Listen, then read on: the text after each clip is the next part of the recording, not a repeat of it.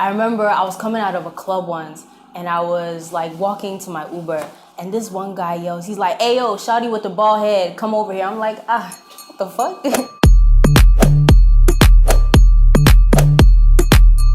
The first time I tasted alcohol, I was 13 years old. My aunt gave us like wine coolers just to try, you know? So like, okay, and we tried it and we loved it. So we got like wasted on like 10 wine coolers. I actually have like a special drink that I make. So it's 2 parts rum, white wine, lime, and beer. So that's what I like to drink when I'm like at home chilling. The last time I got wasted was last month. I was in the Canary Islands working on my next project.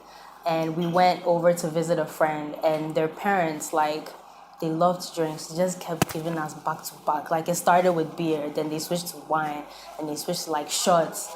And then we went out later that night and had more drinks. Then we went to the beach and had more drinks. And literally, I don't even know how I got home. Like I was, fuck is my favorite curse word. Yeah, because it encapsulates so many different moods and feelings all at once. Can you show us any 2 of the 10 recent photos in your camera roll and tell us a story behind it? This photo, which is just like a makeup photo, and it's because I've been watching Euphoria a lot, and I think that show is fire, but also I'm not like a makeup person, but the eye looks on that show are mad, so I'm actually trying to learn how to do, you know, the eye looks with the glitter and the rhinestones, trying to make that my thing. And another one is a tweet that says, "Instagram got your bitch." Instagram got your bitch. And it's a Kanye West saying. He was in an interview and he was just like, he was talking to someone, he was talking about how yeah, exactly. Like, you know, how women are preoccupied with like Instagram and how like dudes are out here flexing, but he's like, Instagram got your bitch. And it's mad because I think in the whole world, if there's anybody's bitch that Instagram has got, it must be Kanye's.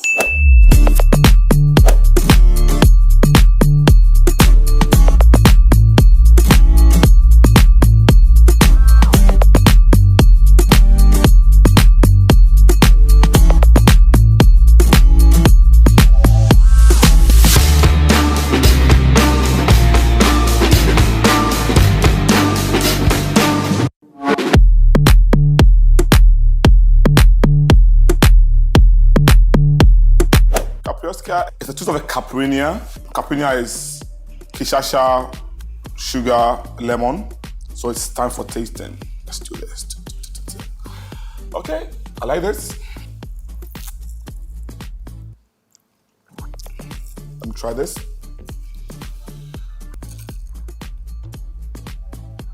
Wow. I love this drink. Out of these 2, I think I give this a 4, okay? Basically, more work needs to be done on this, all right? As compared to give this a 6. We have a winner!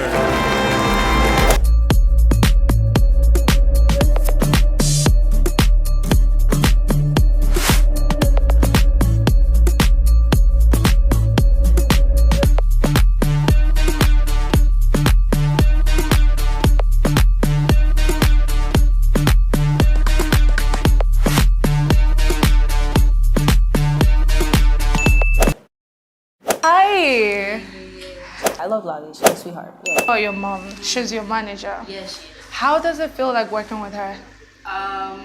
It's interesting. I mean, like, my mom is like she's aggressive, but in a very chill way.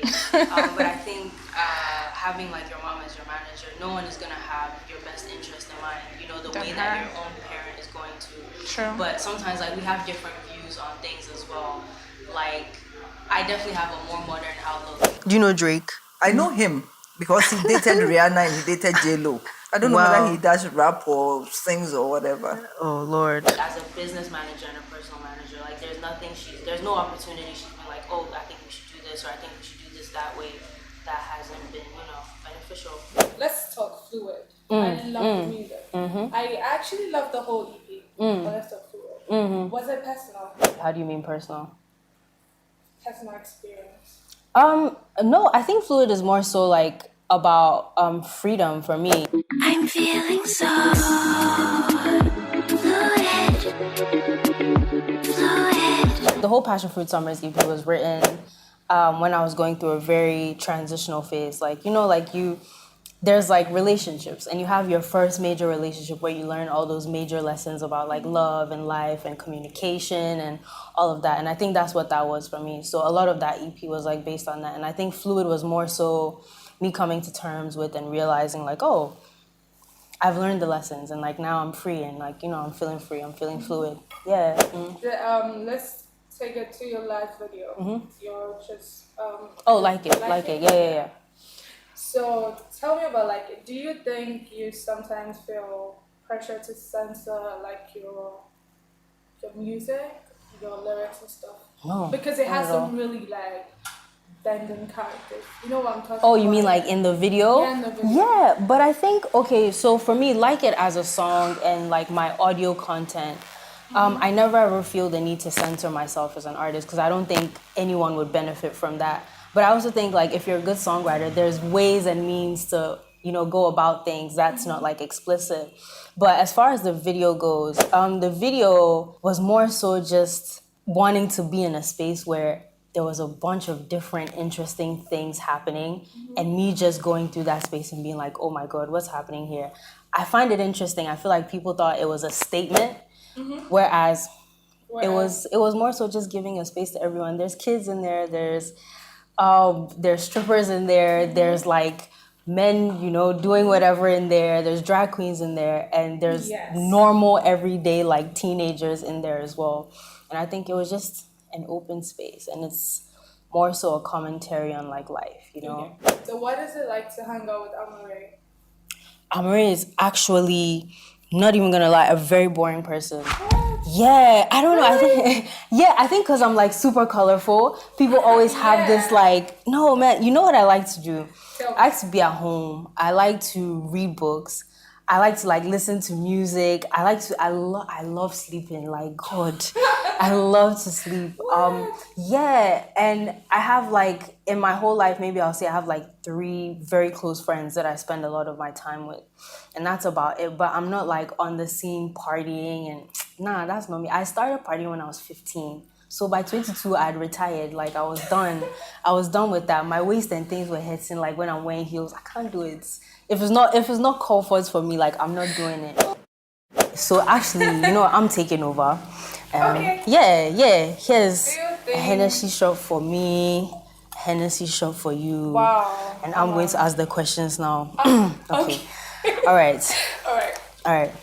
So we're going to play Never Have I Ever. Wow. Okay. Okay. All right. Never have I ever shitted on myself in public. You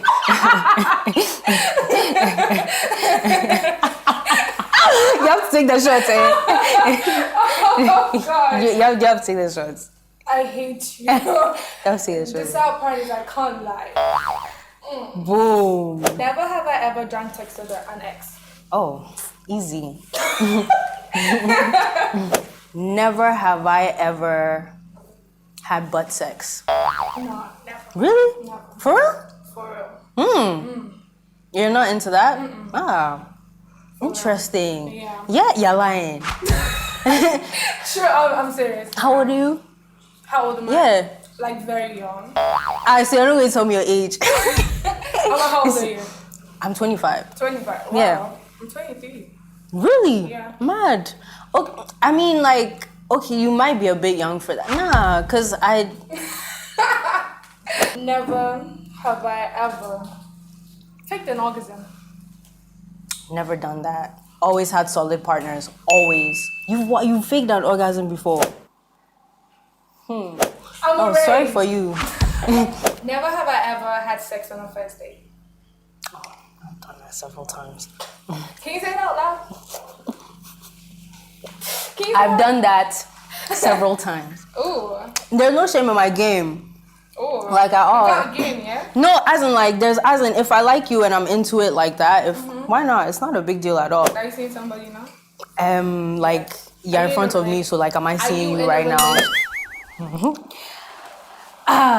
Input. Oh nah. No? Nah. How long have you been single? For a cool minute. Yeah. What are you waiting for? Is it that you're not ready or you haven't found somebody? I like, if I'm into a relationship, I'm serious about it, you know, and communication is important to me, understanding each other's wants and needs. And this is gonna sound like such a corny thing, but I think like the next relationship that I get into or look forward to, I'm doing it for like the long run. Like I'm actually looking for like a life partner as opposed to just dating just to date. Are you in a relationship? Me? Right now? No. You're lying. I'm serious. Yeah. I'm telling you. Hey, wow, we are really lying to each other in this interview. It's so funny. It's actually funny how we're just lying to each other. How did you find out about Bella Hadid? I was like chilling, and someone sent me a video, and they were like, "Oh my God, I just saw Bella Hadid playing your song, playing Like It in her IG, on her IG stories." And I was like, that's mad. So let me go check. And I went to check. I was like, yo, am I dead serious? She was actually like jamming to that shit, like Singing in the bed. song. And you know what's mad? That's how you know the real influencers. Like the day she posted that video, the views went up by like 10 to 15K. What's your next project? What are you working on at the moment? I'm Because working. we know you're full of surprises. Oh, is that You right? Yeah. I'm working on my next EP, so it's probably gonna be like 10 tracks, a 10-track EP, yeah. So I'm trying to finish that up, trying to finish up the features for that and all of that. So yeah, that's it. I can't really say much because even me myself, I don't even know what it's going to be fully. I'm like 50% done, but I've recorded a bunch of songs for it. So we'll see. For people who don't know your music, how would you describe it? I'd say it's a fusion of like African drums, but you know, like R&B, funk, soul, top lines. Yeah, but it's Afrofusion essentially, really. Because I never know what I want to take from like my experiences and what I love about music and fuse it with what's most natural and common to me, which is back home here, which is like the drums and the movement and, you know, African music. Yeah, so it's just fusion, really. Do you write your own songs? Yeah, I write all of my songs, but recently for this project, I actually had like 2 or 3 songwriters like actually come on board and help me write some stuff, but I'm always Any fully popular involved. ones? I don't know if you would know him, but Maverick Saber is like a really sick songwriter, and he became my friend when I did another writing camp, and I just invited him out, and he came through, and yeah. So he's like super dope, and he's big in the UK. Yeah. Are there any local artists? Did I say local? I'm sorry. Yeah. What? Are there any Ghanaian artists you want to work? Because I know you have a song with Stoneboy Heaven. I love the song. Oh, thank you. It. Stoneboy is like fam, man. Fam, I've known him for a long time. So are there any other people you'd want to work with? Yeah, I actually... Not for this project. Actually Medical and I have a jam, and it's so mad. Okay. When it comes to you as a creative, you're really good at it. Your videos, your pictures. What goes into it? Takes a village, and there's a lot of us just trying to make sure that everything is quality. And I think for me also, just raising the standard for what is Ghanaian is so important to me. Like, we always have to meet the standards of like our counterparts across the globe, not just America or not just the UK and Japan, in South America, everywhere. Like, we have to meet that standard too, and that's always like my main goal as an artist. Like, that's really what Amaarae is about. I need a theme song for Let's Do Things. Yeah. Okay. So can you do something for me real quick? Like on the spot, like a freestyle. I'm sorry. What? I love you, but please. Like a theme song for Let's Do Drinks. Yeah. How do I even... Okay, you know what? Drop a beat and then I'll give you the theme song. What? Yeah, because you know it's teamwork. Teamwork makes the dream work. So drop the beat. Hey, let's do drinks. Let's do drinks. Hey, let's do drinks. Lharley, take a last shots before we go. Last shots.